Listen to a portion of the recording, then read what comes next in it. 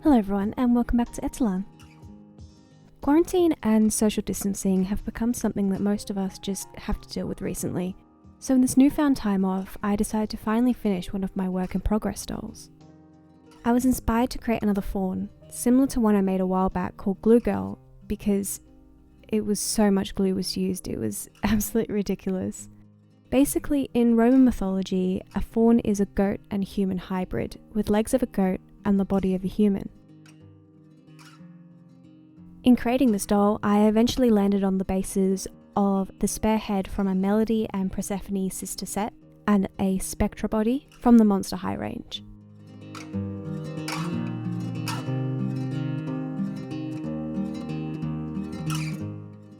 In creating this doll, I wanted to create a new bone structure, definitely drawing a lot of inspiration from the amazing articulation work from Delightful. I marked out where I wanted the incision to go, which will be under the knee. I wanted to create a bowed structure as opposed to a joint structure, using the references from Solarians from the Mass Effect universe as a guide. While I definitely would love to make articulated joints and everything, I just really love the look of bowed legs. I think it's such an amazing design, and I play a lot of Mass Effect, okay? I'll be twisting together some gardening wire. This will act as a support for the bow and help in structuring the leg.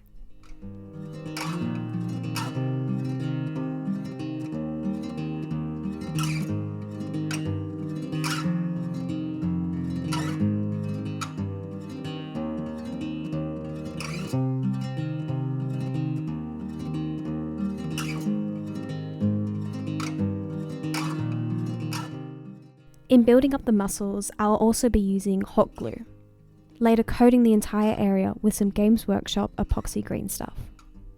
Off camera, I cut off her toes and developed a hoof-like structure out of Greenstuff as well. Once that was dry, I sprayed her with a coat of Games Workshop Wraithbone spray. Using Citadel Mournfang, I painted the bottom of the hoofs and dry brushed it with a coat of Rakarth Flesh for dimension.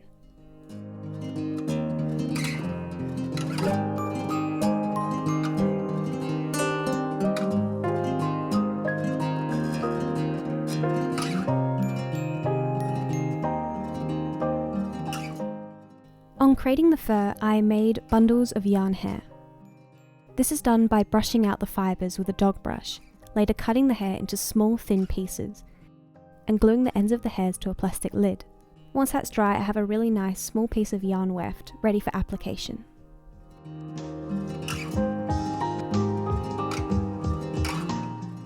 On the fur placement and development, it's 100% a trust the process kind of project. It's going to look really ugly until the styling, which can be extremely disheartening because it takes hours and hours to create the fur. So it can be hard, but you just gotta push through it. The ugly will look nice. Using PVA glue, I basically just place the wefts one above the other, leaving no space, and working my way all the way to the top of the thigh. Once I get to the joint of the leg attachment, I stop and start the styling before moving forward.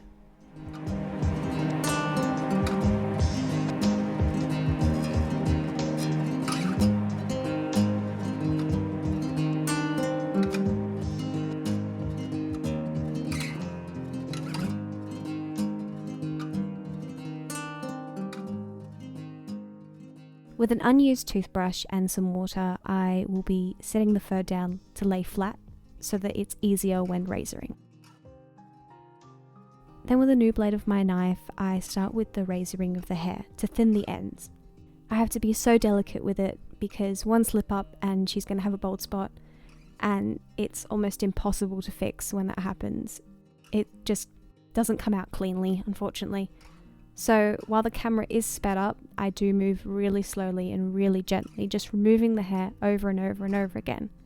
It was so satisfying to be able to see it all come together all nicely.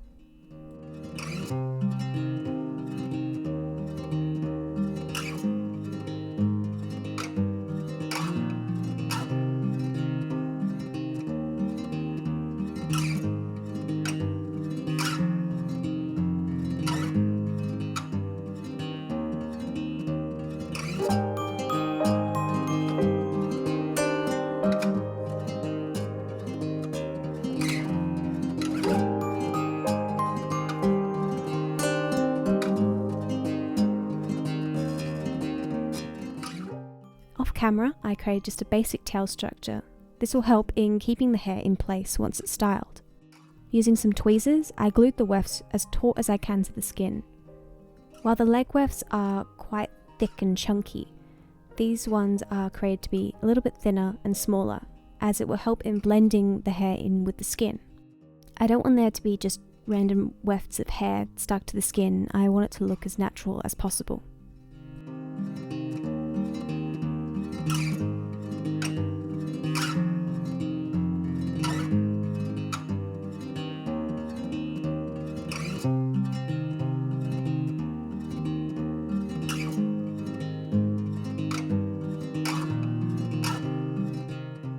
With just some loose fibres, I grabbed them with my tweezers and placed a small bit of glue on the ends of the fibres, placing them along the edges of the fur.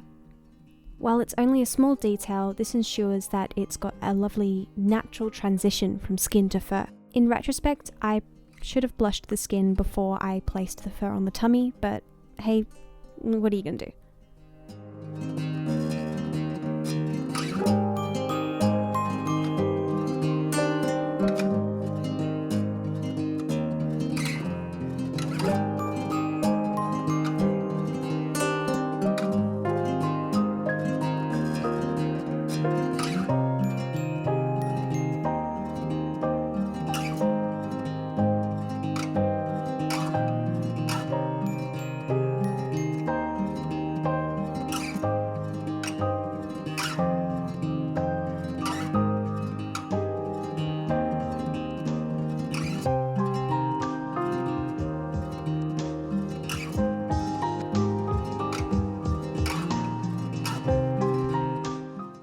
With some Games Workshop Greenstuff, I start in sculpting the horns. If you are to replicate this, however, I personally would recommend creating a bone structure, as it will reinforce the horns into the head. I didn't, however. I ended up just placing them on the head and reinforcing them just with some zap glue. This is very fragile, so yeah, don't do that. I decided to go with a more traditional style of goat horns as opposed to deer ones that you'll see popularised in the fantasy genre. In other attempts that I had done, I did try deer and devil horns, but they just didn't look good in my opinion. They didn't really mesh well with the overall style, so I was really chuffed that these style ended up working. Now onto her face, I sprayed her with some Games Workshop Wraithbone spray before I put the horns on. After I put the horns on, I sprayed her with Mr. Super Clear Matte Varnish, and using some watercolour pencils, I started to give her her new face. So about this doll's face, I was actually cleaning out my stock box in a quarantine cleaning, and I found this head, and I can't for the life of me remember where the body went. I remember that I bought her secondhand. She was pretty banged up, her legs were missing, her head was painted with texture, and she was in really bad shape. I always try and get those kinds of dolls from sellers on eBay or charity shops just because I know that they're the kind of dolls that will be going to landfill. I always want to try and refurbish old dolls. At the end of the day, they were once loved by someone, and so giving them a new coat of paint and giving them a new life as an art doll just fills me with happiness in a way. Gosh, it makes me sound like such a nerd, but it feels good to recycle and refurbish.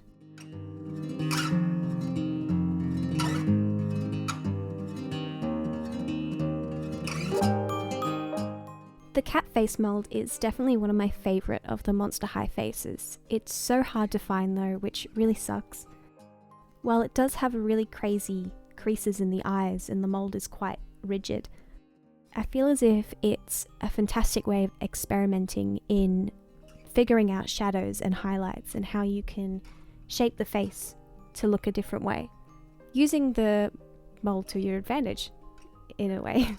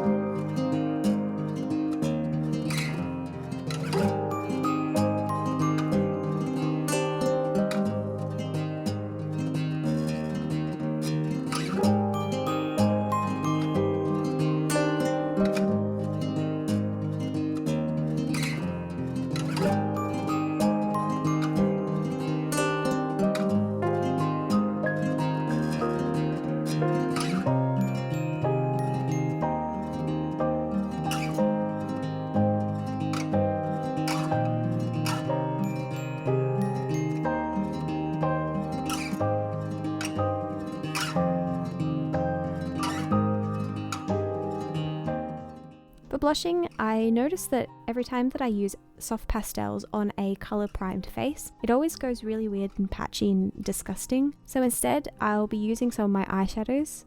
For this, I'll be using my NYX and Huda Beauty. I think that's how you say it. They worked fine. They blended really well, which was fantastic.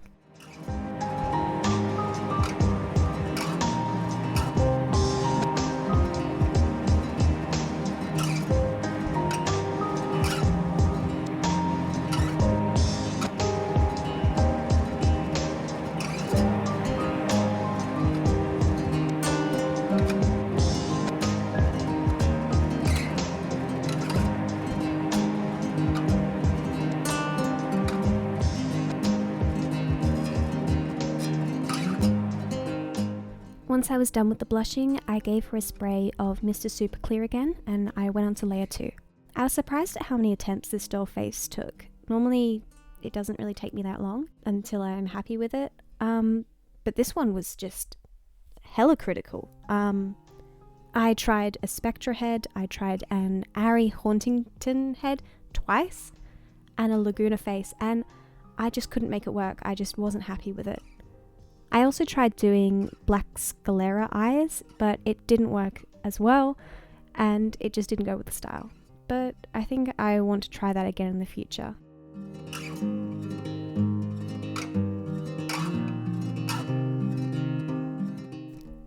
This doll was actually started in January. I was pulling a lot of inspiration even back in November, and getting inspired by the artworks that you'll find in the Theros Beyond and the Throne of Eldraine card sets from Magic the Gathering. It was really beautiful to see more mythology and fantasy based stuff from these sets. I don't necessarily play the cards. Like, I know how to play it, but I prefer the art. I'm a bit of a art fiend in that case.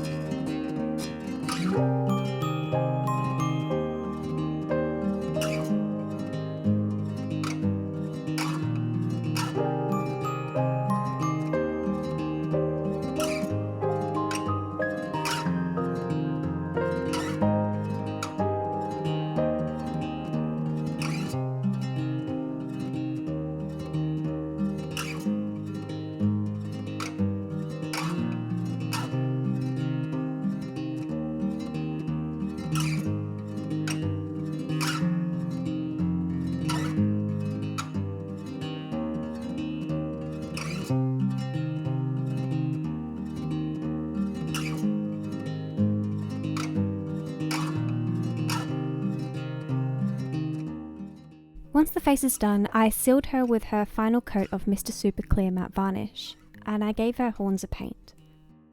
With the same colours that I used for her hoofs, I painted and dry brushed the horns, focusing the lighter dry brushing on the parts that would naturally have light hit them.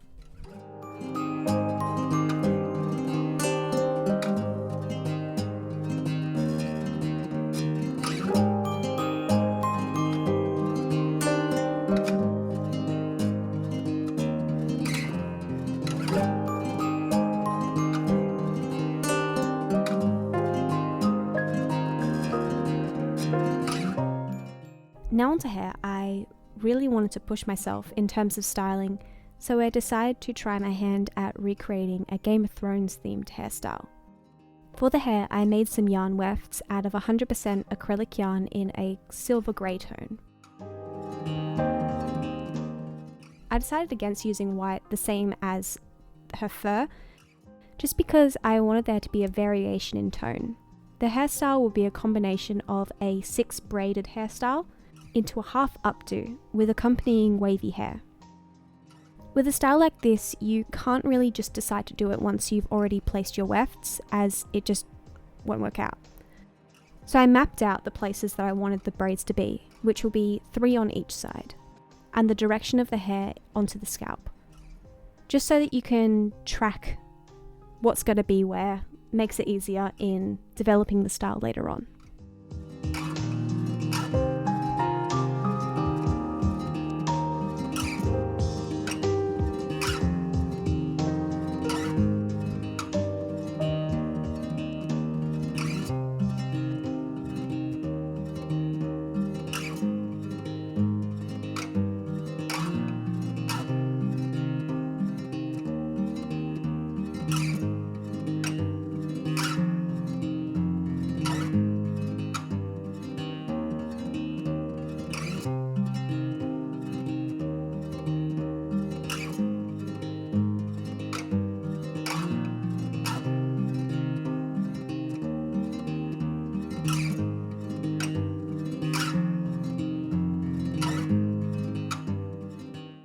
Along with making wefts, I also created some loose hair bundles from the same yarn.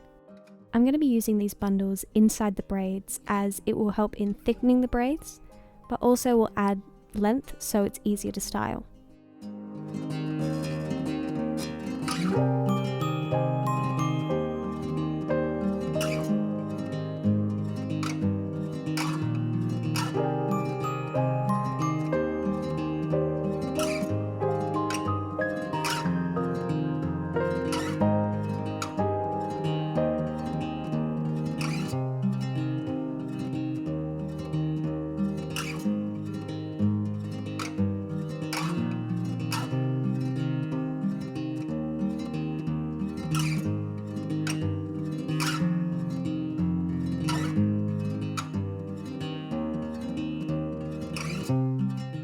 For the hair that's not going to be in the braids, I decided to go with a beachy, wavy hair kind of look. Nothing too extravagant. I used a wood chopstick and a straightener to make the curls. I wrapped the hair around, heating up the hair, letting it loose when it cools. I had to use a toothbrush to brush the hair, as I couldn't find my comb anywhere. It turns out that Fergus, my bird, actually stole it, so thank you, that's very nice of you. Also, in retrospect, I realised that I should have added some baby hairs to poke out of, the front of her head. So I added some in tweezers, but if you are going to be doing this kind of style, it's always nice just to have a little bit of hair poking out at the front. Creates realism in a way.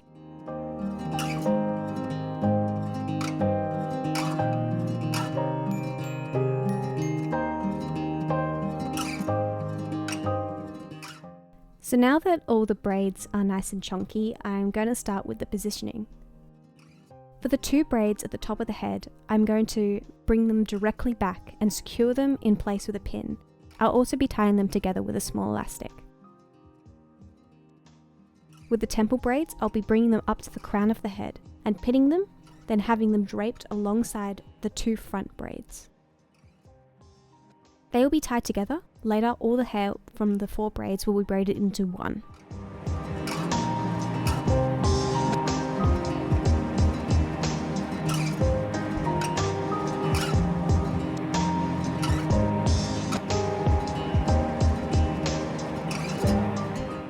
For the 2 braids behind the ears, I'm going to bring them along the side of the back of the head, in front of the tie to hide it, tucking the sides of the hair underneath the braids and pinning them. The other side will be left loose for a little bit of flair.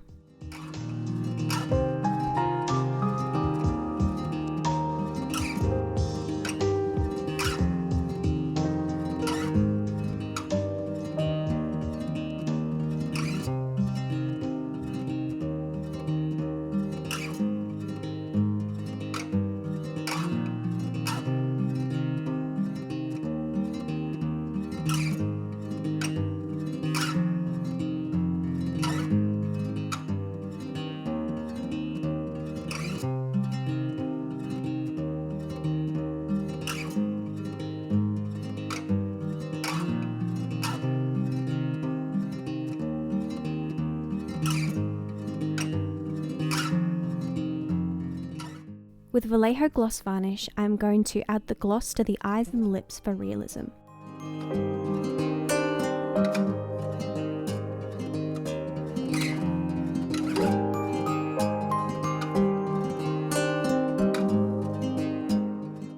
For her clothes, I decided to make a basic wrap top with the same pattern design that I used for my previous video.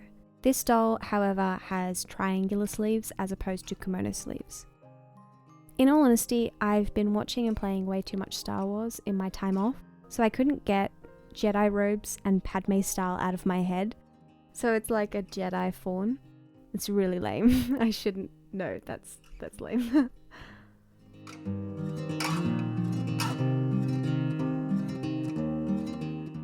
Once that's done, she's ready for her photos.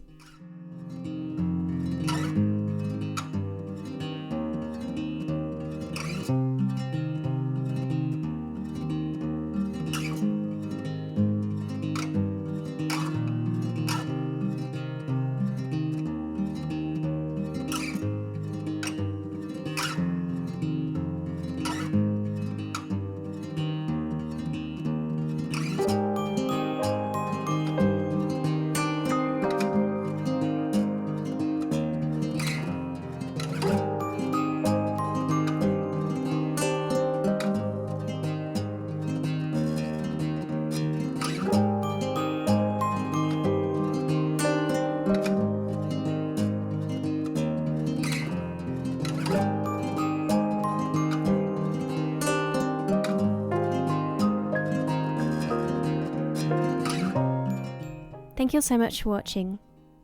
Let me know what you think of her in the comments below. I try my hardest to read and reply to as many of you as I can, so I'd love to hear from you. While she did take forever to make, I feel very accomplished for finally getting her done. As always, if you'd like to see more of this doll or any of my other dolls, make sure to subscribe and check out my Instagram at etellan. See you in the next video.